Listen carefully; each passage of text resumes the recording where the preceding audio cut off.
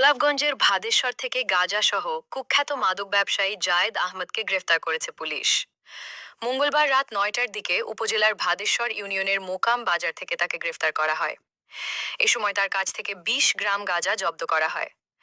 গ্রেফতারকৃত জায়েদ আহমদ ভাদেশ্বর মাইজভা গ্রামের রেজান আলীর ছেলে। জানা যায়, জায়েদ আহমদ দীর্ঘদিন থেকে বাড়িতে মাদক ব্যবসায় করে আসছে। বিভিন্ন সময়, বিশেষ করে রাতের আঁধারে, তার বাড়িতে বসে মাদকের আড্ডা। বিভিন্ন এলাকার মাদক সেবীরা এখানে বসে নেশা করে থাকেন বলে অভিযোগ রয়েছে। পরে গোপন সংবাদের ভিত্তিতে গোলাপগঞ্জ মডেল থানা পুলিশ অভিযান পরিচালনা করে তাকে গ্রেফতার করে। তার বিরুদ্ধে আরও একাধিক মাদক মামলা রয়েছে। বিষয়টি নিশ্চিত করেছেন গোলাপগঞ্জ মডেল থানা পুলিশের উপপরিদর্শক আবু সাইদ।